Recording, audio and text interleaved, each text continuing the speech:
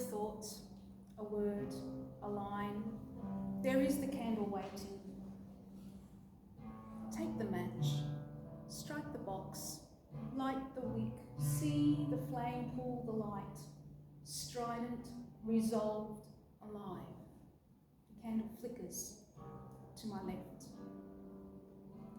When my grandmothers used stitches to make stories, their candles were melting fingers, a flame with power to listen. Grief, regret, hope, embroidered as one.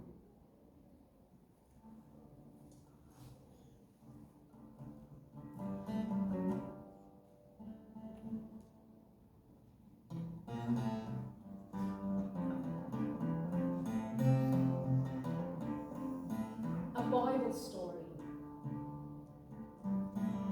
Sharif's eyes were wild with outrage at my father's admission of fear. It took less than 2 minutes to know Sharif would never be offered coffee or tea in my parents' house. Mama was wearing her apron like an Orthodox robe, refusing to sit at the kitchen table. Language graduated swiftly from denial to refusal. Baba raised a finger like a slap at the language of values being tested by this boy from university, whom his daughter sat next to with reckless abandon for her life and church soul. My eyes fixed on Mama's fingers fidgeting like captured birds inside the deep pocket of her apron, while, under the table, my hand gripped Sharif's thigh to steady our fall. Unlike the shrewd, wise men who planned their travel and their gifts, I ignored the cross made from dried grass threaded through the bars of their screen door, their makeshift scarecrow. I delivered to them a Muslim wrapped in a love torn by conquerors and wars, by words in a birthmarked book, by years of stab or run.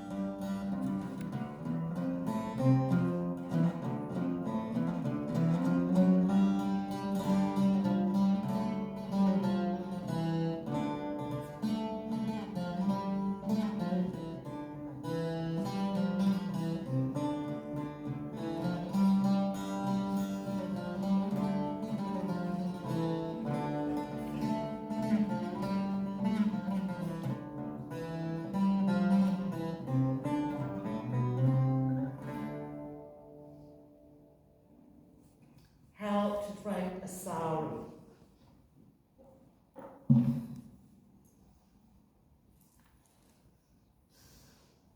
With a blouse and petticoat on, hold the end border in your left hand and wrap it around your waist.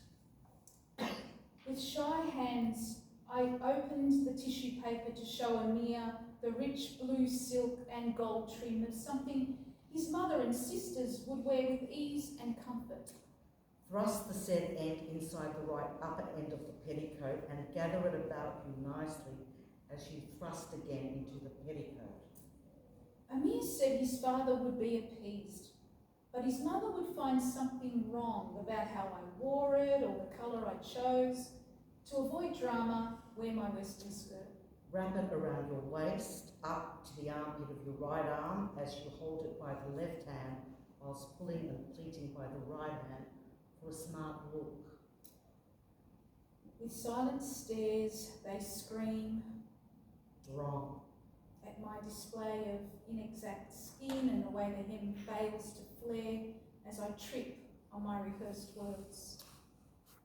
Finally, rest the excess across and over your left shoulder. Allow it to drape and swing wide over your backside. It's a mere sister who gently opens the door to see my battle with tears and mascara. She finds a washcloth and with careful English she helps me to remember who I am.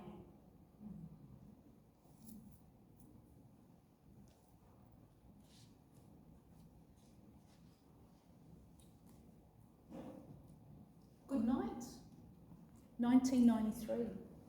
I walked the night through Alma Park, St Kilda, from 10 p.m. to 4 a.m. No chaperone, no iPhone. The poetry gig would end. I would leave, take the tram, no taxi, no text talk, no self-talk, and walk for blocks through city lanes, urban parks, industrial streets, half a city and 2 suburbs of walking to clear the day's debris.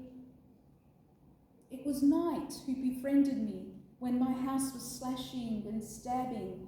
I kept clear of the family room, unpacked my tantrums with insomniacs, nurses and night feeders.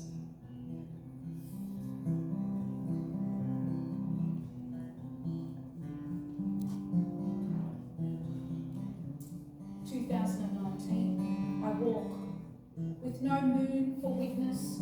My steps are the loud protest. I hear muffled blasts of his outrage, her resentment in a house I pass. A hunched figure sparks the path, slows down to show a girl. We nod like soldiers at the front line.